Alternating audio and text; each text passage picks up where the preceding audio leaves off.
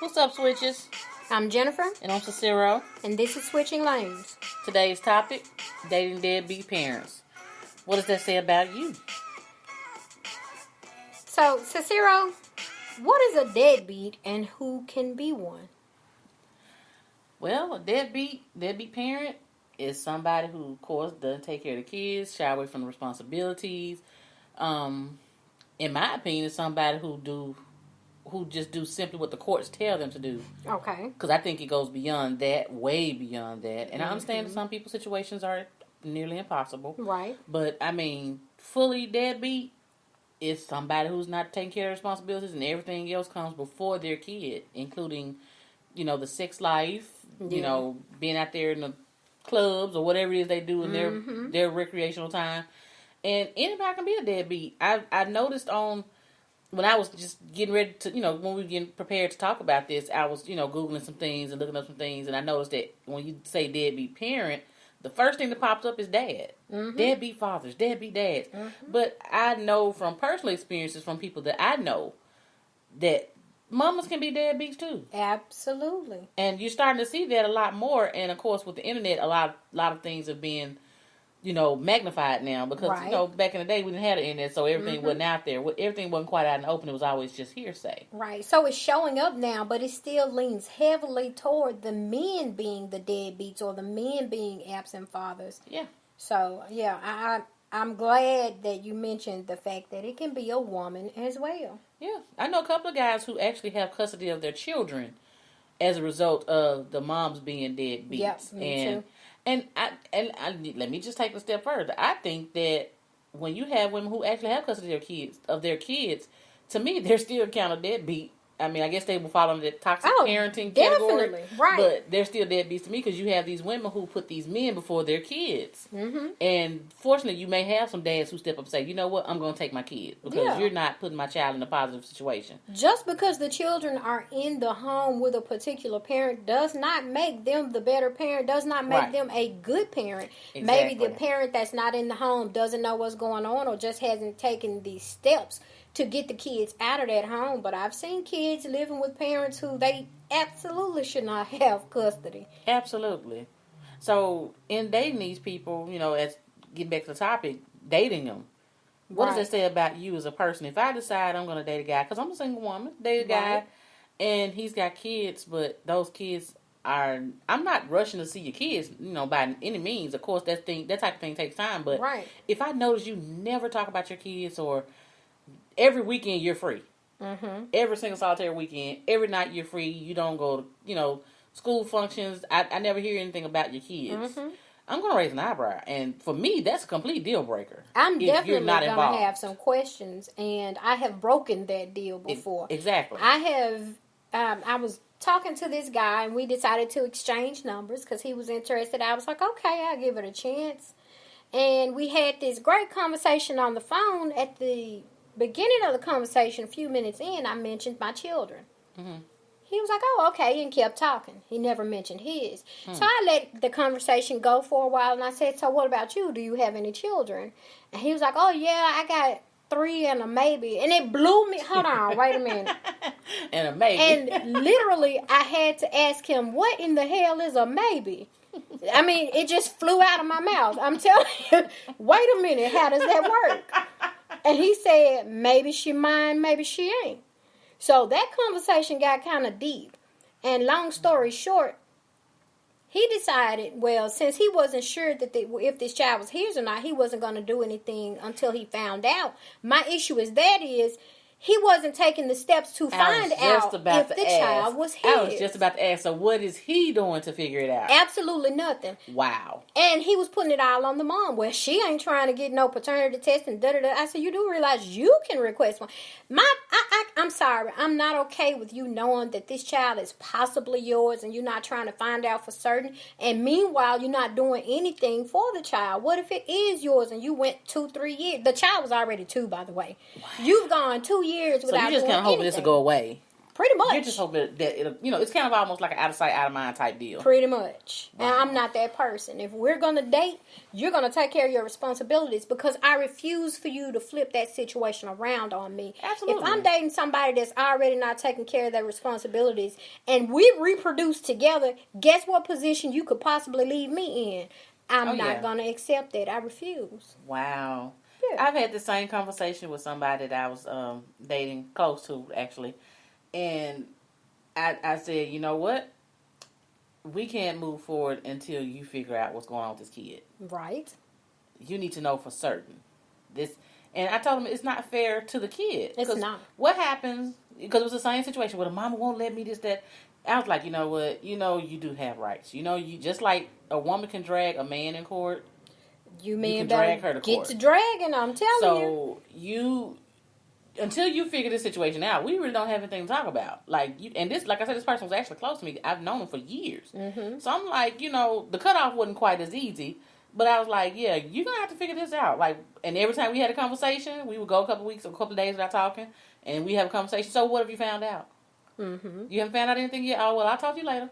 What steps have you taken? Even if you don't know yet, what steps have you taken? Are you taking any type of initiative? And like that you're actually cheating a kid. You are.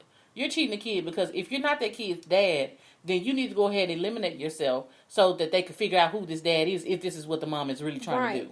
Now, if that kid is yours and you've gone this long without knowing, then that kid has missed out on quality time with dad, because dad waited so long to go ahead and have it confirmed. Mm-hmm. And again, me being the woman on the other end of the spectrum, I'm not going to date you. Like, we're not going to have anything, because I can't condone this type of behavior. I'm a parent. Like, I would not, And if you condone that behavior, what you need to understand is, by accepting that behavior, guess what? You're accepting the fact that there's a possibility he's going to stick to that behavior and do you the exact same way. Right. Now, what about the ones who condone the behavior? See, I have huge issues with that. And a lot of the times they become complacent. And in their minds, it's like, well, if it's a woman dating a man, she's thinking, well, he's taking care of my kids.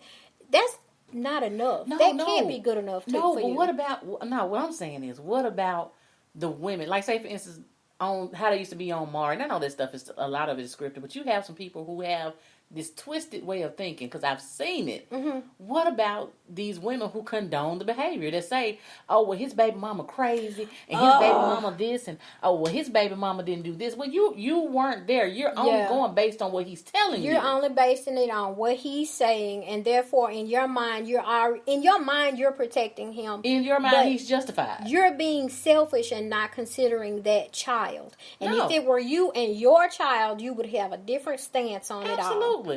You would not view the situation the same. That's why that question comes up. What does that say about you? Absolutely. Because if you're condoning his behavior towards the baby mama, and not taking care of his kids, even if you don't have children of your own, what does that say about your character? That you can help a man not take care of his responsibility. Right. It doesn't say very much for your character at all. I really think you need to set higher standards. You need better moral guidelines for yourself as well. Because for you to allow something like that is saying that it's okay for him to leave that child and that other parent in the situation that he's left them in, if it may be a bad situation. Sometimes the other parent is doing just fine without him. But a lot of times they need that additional support. And I think a lot of us get stuck on the financial side of it. Yeah, that parent needs the financial assistance. What about that child missing that paternal or maternal connection with that missing parent? They need that. Yeah, the questions that are going to definitely come up in adulthood. Where were you? Where were you? Yeah. If you don't have the money, guess if I'm in a situation where, let's say my son's father can no longer help me with my son, that's not going to put me in a position to say, well, you can't see your son anymore until you come up with some payments, until you come up with some money, until you bring me some shoes for him. I'm not going to do that, because that's not only am I already in a financial bind, but now that's me tearing down my son emotionally, putting him in a bad place because I'm preventing him from having that connection with his father. Right. I'm not going to do it. And nothing can replace that connection. As Nothing. A kid, I didn't grow up in the house with my dad. My dad has always been around, though. And I can't say that my mom got child support. I don't know. I can't say that she went to the courts. I don't think she did. But in terms of financially, my dad did for me. My dad spoiled me. And honestly, I value the fact that he came around and made it about me. Right. When my dad came to pick me up, it was Cicero Day. Exactly. It was always about me. It wasn't. It didn't matter how much money he spent on me. It didn't matter how much money I knew that he was giving my mom. That didn't matter. A child doesn't have a sense of those things in the first place. Exactly. They're not tracking the money. Exactly. But they know it's been a long time since they saw you come by the house. Exactly. And my dad was around. And my mom never kept me from my dad. And I value all of that. I remember those. Like I said, I remember those times him taking me around and saying, "This is my baby." I mean, he still does it. And I'm 40. But it's just, I remember that relationship. Right. And that's what was more important to me. And I can appreciate the fact that my mama didn't do that whole, you can't see her type deal. Like, absolutely. No. So it's amazing to me when I see men or women that date someone that has kids and don't allow, that don't encourage that interaction. Like, absolutely. Just like we say, it goes both ways. You have a man who's dating a woman who doesn't have custody of her kids. And men are more likely, I won't say men necessarily condone the behavior verbally, but they're more than likely to say they don't have anything to do with me. Right.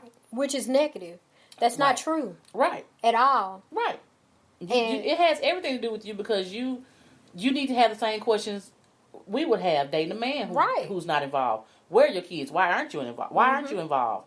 What's stopping you from doing, A, B, and C? How do you feel about not being involved in their lives? Like, I went on a trip to train in California and had to leave my son here with his dad. And I missed my baby every day of that trip. Like, how do you not be involved in your kid's life? So how can you not have any type of connection to your child whatsoever?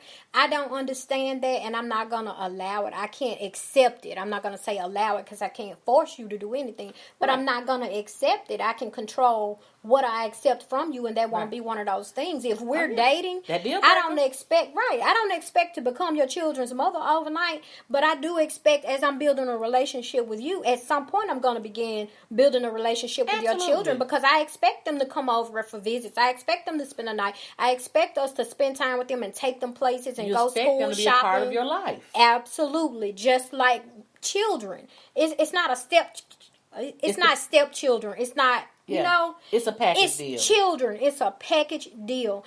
And if we don't have that, it's incomplete, and that is a huge deal breaker for me. Yep. I'm not dating a man that's not taking care of his kids. Absolutely not, and definitely won't condone the behavior. No, I'm gonna be in that thing like I'm your court, like your attorney, hey, and we about to go to court. Hey, okay, so what's going on here? What are we doing here? Let's sit down and write out this visitation schedule. Right, like that's what's gonna have to happen. Let's get to it. I can't see myself dating someone who is not involved in their kid's life. But we need more people to step up morally and really put themselves in check, so that they can put their mates in check and say, hey, this is not okay. It's been too long since we spent time with your child. Right. We all need to step up morally. That's what that is. Right. And remember, anyone can have a child and call themselves a parent. A good parent, however, is someone who puts that child above their own selfish needs and wants. Well, we're about to switch lanes and end this thing. But before we go, don't forget to check us out on Twitter at justswitchlanes.com. I said it every time. Just Switch Lanes. Instagram at Switching Lanes Podcast. Look for us on Spreaker. You can also hit us up via email, switchinlanes901gmail.com. Let us hear those topic suggestions, y'all. Definitely, because we love them. We love hearing your feedback, so keep it coming to help us keep growing. And last but not least, join our Switching Lanes Facebook group where the conversations continue. Until next time, love, Jen, and Cicero.